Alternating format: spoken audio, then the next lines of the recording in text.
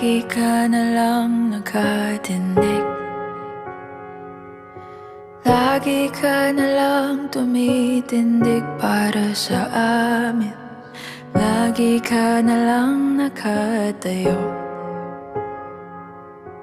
lagi ka na lang tumatayo para sa amin. Panahon na para umupo ka, panahon na para sa pag-asa. Ang karapat dapat tumakbo, yung tulad mo